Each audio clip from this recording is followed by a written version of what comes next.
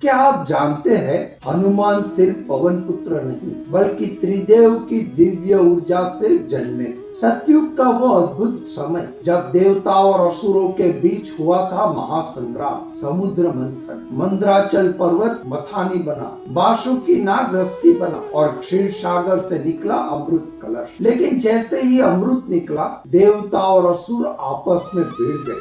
असुर बलवान थे और वे अमृत छीनने लगे। तब देवता ने सृष्टि के पालनहार भगवान विष्णु को पुकारा और फिर विष्णु ने लिया मोहिनी अवतार। ऐसा अनुपम सौंदर्य कि असुर मोहित हो चुके थे। मोहिनी ने कहा, मैं अमृत बराबर बांटूं। असुर मान गए और मोहिनी ने सारा अमृत देवताओं को दे दिया। लेकिन छल से एक असुर देवताओं का रूप धारण करके अमृत पी चुका था। राहु। जैसे ही यह ज्ञात हुआ, विष्णु ने अपने सुदर्शन चक्र से उसका सिर धड़ से अलग कर दिया। वह बना अमर लेकिन अधूरा। यह लीला यही समाप्त नहीं हुई। जब यह बात सृष्टि के संहारक भगवान शिव को पता चली तो उन्होंने विष्णु से मोहिनी रूप के दर्शन की इच्छा जताई। विष्णु मुस्कुराए और पुनः मोहिनी रूप धारण किया। मोहिनी का नृत्य ऐसा आकर्षण कि स्वयं महादेव भी मोहित हो चुके। यह कोई साधारण घटना नहीं,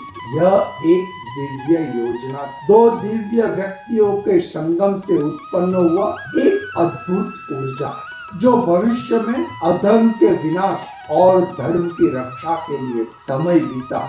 सतयुग से त्रेता युग आया। वही दिव्य ऊर्जा पवन देव के माध्यम से देवी अंजना के गर्भ में स्थापित और फिर मंगलवार के पावन दिन पर जन्म हुआ हनुमान का।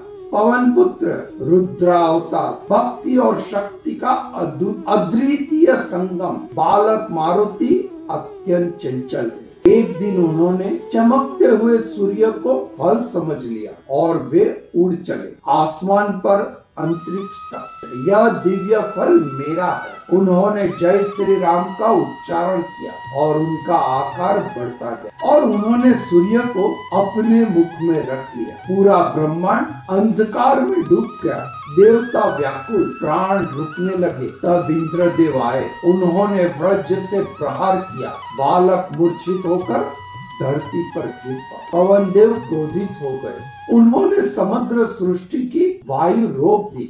सृष्टि से प्रलय का संकट छा गया। तब ब्रह्मा स्वयं आए, मारुति को जीवन दान दिया। देवताओं ने वरदान की वर्षा कर दी। अस्त्र शस्त्र से अजय, रोगों से मुक्त, अद्भुत वेग और दृष्टि, और इंद्र ने उन्हें नाम दिया हनुमान। दोस्तों, कथा सिर्फ शक्ति की नहीं है, यह कथा भक्ति की है। यह कथा उस समर्पण की है जहाँ शक्ति भी झुकती है। एक बालक जिसने सूर्य को निगल लिया लेकिन स्वयं को श्री राम के चरणों में अर्पित कर दिया। यह कारण है कि हनुमान केवल बल के प्रतीक नहीं, वे विनम्रता, सेवा और अटूट श्रद्धा के प्रतीक। आज भी जब हम जय श्री राम कहते हैं, सबसे पहले स्मरण होता है हनुमान जी का, क्योंकि जहाँ राम है वहाँ हनुमान है, और जहाँ हनुमान है वहाँ भय नहीं, संकट नहीं। जय श्री राम,